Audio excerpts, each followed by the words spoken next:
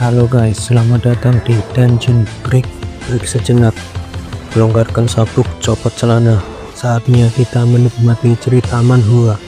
Gas.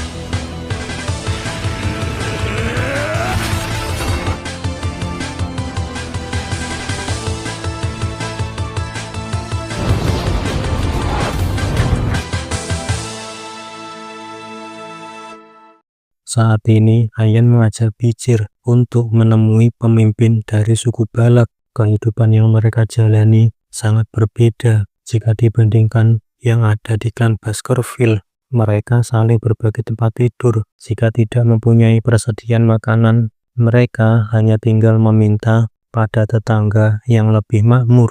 Begitulah cara hidup suku Balak dengan berbagi satu sama lain. Hal itu yang membuat tempat ini sangat nyaman. Ayan menyuruh Bijir untuk membiasakan diri dengan hal tersebut. Mereka berdua pun telah sampai di rumah sang Natriak, yaitu pemimpin suku Balak saat ini. Setelah Ayan masuk, dia memberi salam dengan menyebut kata ibu. Ternyata sang Matriark ini adalah ibu dari Ayan. Wanita itu berkata, "Sepertinya putriku telah berhasil membawa pulang anak laki-laki yang selalu dia bicarakan." Ayan pun langsung malu. Orang yang menolongnya jelas saja dia bicarakan pada ibunya. Jika Ayan putri dari sang matriark, Bijir menyimpulkan bahwa wanita ini adalah sang Nightfog, pemanah dari suku Balak yang berhasil melukai hidung Hugo, dan dialah yang menjadi alasan sebelum Bijir regresi, Bijir tidak bisa melewati wilayah Gunung Lerok Etlenoir. Bijir penasaran apa yang akan terjadi jika versi dirinya sebelum regresi bertarung melawan sang Nightfog. Jika pertarungan langsung, kemungkinan menang adalah 0%. Menghabisi secara diam-diam, kemungkinan menang 0%. Tapi jika Bijir kabur, kemungkinan akan meningkat menjadi 20%. Tentu saja hal itu sangat sulit berhadapan dengan orang terkuat di suku Balak. Setelah memperhatikan Bijir, menurutnya dia pernah melihat wajah Bijir sebelumnya. Bijir sedikit panik. Apa wanita ini tahu bahwa dirinya berhubungan darah dengan Hugo? Tapi menurutnya semua tampang pria kekaisaran sama saja, jadi tidak ada masalah. Setelah itu, dia menanyakan pada Ayan apa yang ingin dilakukan dengan orang lumpuh seperti itu. Ayan menjelaskan jika dia dirawat dengan baik, dia akan sangat berguna. Lagi pula, dialah yang berhasil menghentikan Madam Aiklek. Jika itu keputusan Ayan, ibunya tidak mempermasalahkan. Walaupun tubuhnya hancur seperti itu, selama spermanya masih baik-baik saja, maka dia masih bisa menjadi pasangan Ayan. Karena Ayan malu untuk mengakuinya, dia beralasan hanya menggunakan anak itu sebagai budak saja. Sepertinya Ayan memang ingin menjadikan Bijir sebagai pasangannya, tapi dia masih malu untuk mengungkapkannya pada Bijir sekarang. Setelah menemui sang matriark, Bijir diajak Ayan berkeliling di pemukiman suku Balak. Setelah beberapa saat, Bijir menanyakan nama Ayan. Ayan bilang, kenapa tiba-tiba dan berani-beraninya seorang budak mengajukan pertanyaan pada masternya. Bijir tidak ingin memanggilnya dengan master, makanya dia ingin tahu nama Ayan. Dengan malu-malu, Ayan menyebutkan namanya. Begitupun dengan Bijir, dan lagi-lagi dia melarang Bijir tidak boleh memanggil nama masternya. Dan karena posisinya sebagai budak, Ayan akan memberi perintah pada Bijir. Dia menyuruh Bijir untuk membangun rumah yang akan Bijir tinggali sendiri. Menurut Ayan, ini akan menjadi menarik. Mana mungkin anak kekaisaran sepertinya tahu cara membangun rumah.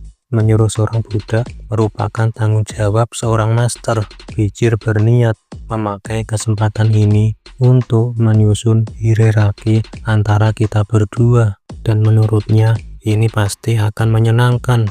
Ayan yang berpikir Bijir akan kesusahan dalam membangun rumah, ternyata dia salah mengira. Dengan cepat Bijir telah membangun rumah yang telah diperintahkan Ayen.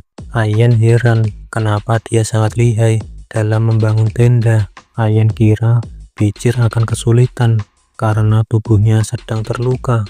Ayen yang sebelumnya berpikir Bijir akan kesulitan, makanya dia membawa peralatan. Tapi peralatan yang dia bawa saat ini malah tidak terpakai. Sudah lama Bijir tidak merasakan hal seperti ini. Menurutnya, swordsman yang hanya bisa mengayunkan pedang, mereka tidak akan bisa bertahan hidup di hutan berbahaya dalam waktu yang lama. Maka dari itu, mereka perlu mempelajari kemampuan untuk bertahan hidup. Parit yang Bijir buat menurut Ayen juga sempurna. Setelah Bijir melihat rumah matriark tadi, menurutnya tenda tersebut kurang stabil. Ayen sedikit terkejut. Bijir menyadari hal seperti itu. Pada saat musim hujan, tanah di sekitar pasak tengah mulai goyah. Hal itu akan menyebabkan air hujan masuk ke dalam tenda. Bijir berkata pada Ayen, jika Ayen menyuruh Bijir, dia akan memperbaikinya dan membuat batu bata untuk memperkuat pasak yang ada di tengah tenda. Karena terkejut dengan pengetahuan Bijir, Ayen langsung menyuruh apa yang sedang direncanakan Bijir sekarang. Setelah itu, Bijir mulai membuat batu bata. Pertama, dia mulai dengan menyampurkan tanah liat ke dalam air. Setelah itu, Bijir mencetaknya lalu membakar batu bata tersebut.